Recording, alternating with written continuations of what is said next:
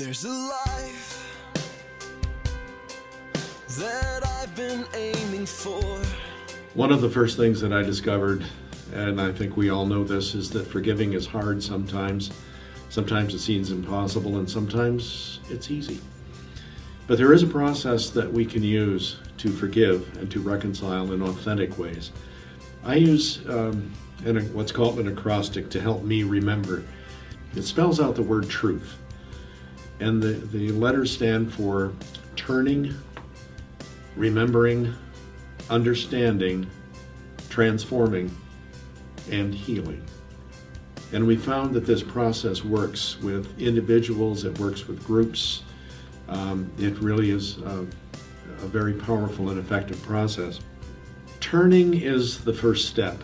You know, when we're in conflict with somebody or they've hurt us, one of the first things we do is we put up a barrier against them. And we focus on them. Turning says I need to look back into myself. I need to find and locate the pain, the fear, the disappointment, sense of betrayal, even a sense of, I really want to take revenge. I want to hurt them back. It's normal. We all do this. But in turning inward, and I look at that, and I start to understand that if I'm truly honest with myself, which is not a fun thing all the time, but if I'm truly honest with myself, one of the things I discover is that I want to hurt them back, and I want to hurt them back more than they hurt me. I want to teach them a lesson, so to speak. You know, Jesus had some pretty strong words about that. He says, you've been told that, don't murder. But I tell you, if you so much as think of some of these things, you're guilty of sin. And the truth of it is, when I look inward and I see those things, I have to admit, if I'm honest, that in some ways I'm really no different than the person who has hurt me. The second step, which is remembering, is a continuation of the first step. And what it says is, I need to look at my own actions and behavior. You know, if you get in an argument with somebody and it escalates and it goes hotter and faster and higher, we play a part.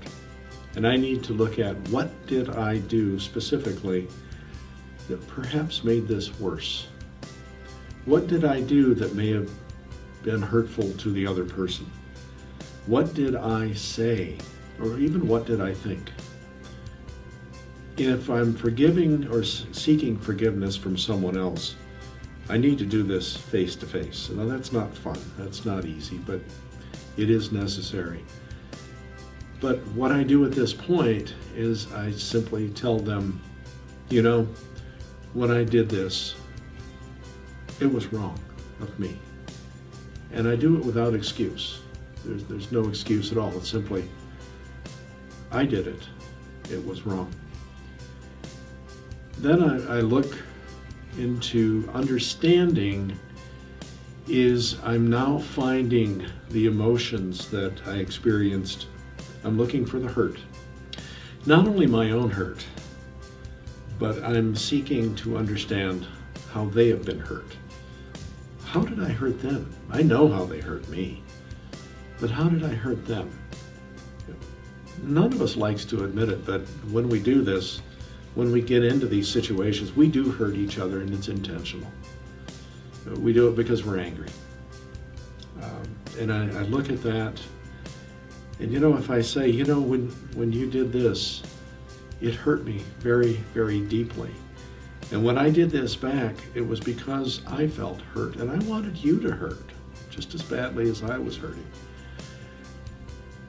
There's an honesty there that's hard to argue with. It's very difficult, but it is almost a lament. It is a cry of sorrow. It is a sense of, what have we done? What have we done to each other, to people we love, to people we've trusted, that we know? Then moving on, transformation is that, what can I learn from this to change so that I don't contribute so much to it the next time around? It's how can I change? And the way we describe that is very simple. This is what I commit to doing the next time. This is how I commit to be. And in that, I'm asking to be held accountable. Don't like that one either, but it's necessary. But it says to you, I am committing to you to change. And if we both do that, we both begin to find that we are rebuilding trust, because that's what transformation is all about. It's about rebuilding trust. And finally, we get to the last and most fluid, flexible, crazy stage, if you will, because we don't know where it's going to go, but it is an amazing thing. The Bible talks about in Micah, it says, what does the Lord require of us? Well, part of it is that we seek justice and we love mercy. The two are intertwined. I can't separate them. We all want justice. That's the easy part. But if we've done this well, we're now seeking mercy as well, because we know that we need mercy.